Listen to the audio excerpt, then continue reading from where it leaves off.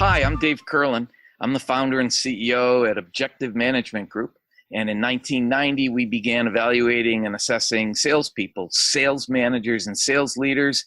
And we have now evaluated 1.8 million of those people. And we have buckets full of data.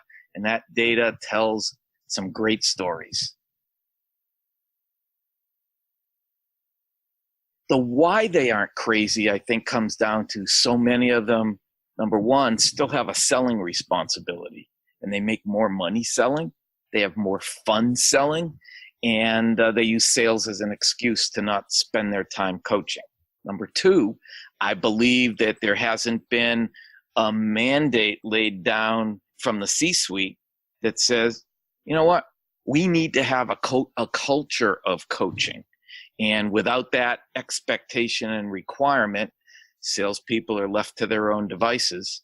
And left to their own devices, they see sales management as more of a reports and numbers job than a coach and develop job.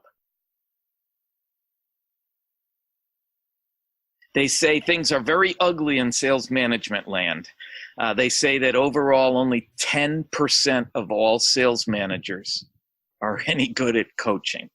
And most of that 10% comes from the top 15% of all sales managers. The bottom 85% are absolutely abysmal at it, and they rarely do any coaching. And when they do coach, they don't do it the right way. To them, coaching is a ride along. Coaching is giving them the pricing they want. Coaching is helping them with the technical aspect of a proposal, but very rarely is there a constructive debrief of a sales call. Very rarely is there a constructive pre-call strategy conversation about what needs to happen. And almost never is there any role playing. And role playing is the single most powerful coaching tool on the planet. There's simulated role plays where it's kind of scripted. And then there's the role play a sales manager needs to do early on, where they have their salesperson play the prospects part and they play a salesperson. And the conversation is demonstrated to the salesperson by role play, where the salesperson can play as tough a prospect as they need to be.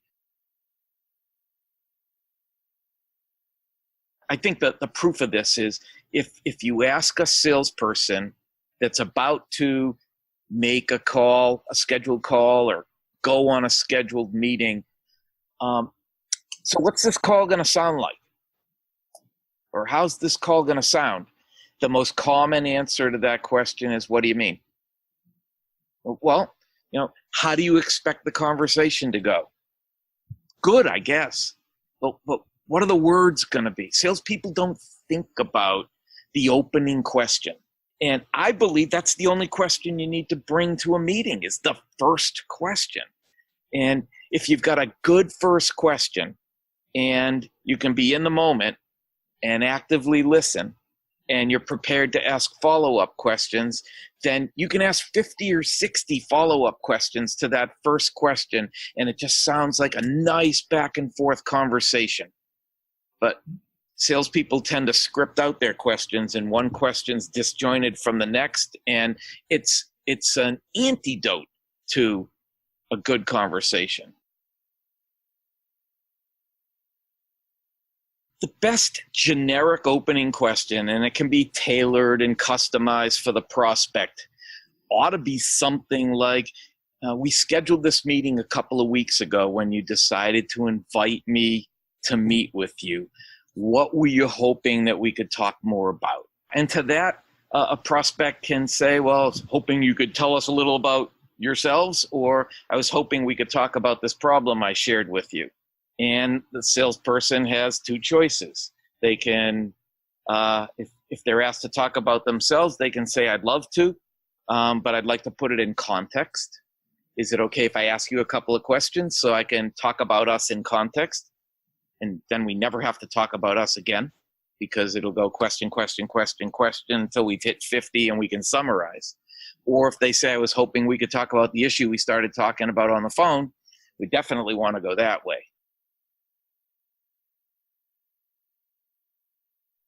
Step one, create a coaching environment that supports coaching. Your salespeople need to have a relationship with you. They need to trust your intentions. They need to respect your coaching. And they need to be coachable. If all four of those things aren't in place, I don't care how good a coach you are, coaching won't work. Number two, focus initially on post-call debriefs. Instead of asking how did it go, ask how it ended and work backwards until you find out where a call or a meeting went off the rails. And look for two things. Look for a skill gap, something they didn't know to do or didn't know how to do, and look for a weakness, something in their sales DNA that caused them to take a left when they should have taken a right. Number three, always get a lesson learned. Number four, role play the next steps. So here's where you are and here's where we need to be. Let's role play what that next conversation needs to sound like to reach your objective. And number five, rinse and repeat. Do it often. There are statistics on this that sales managers who coach consistently and effectively see on average, a 28% increase in revenue. So if you make that specific to a salesperson, and we can overcome the limitations of their sales DNA, and that's absolutely coaching and not training, and then fill their skill gaps, that's training and coaching, double or triple sales are absolutely in the cards.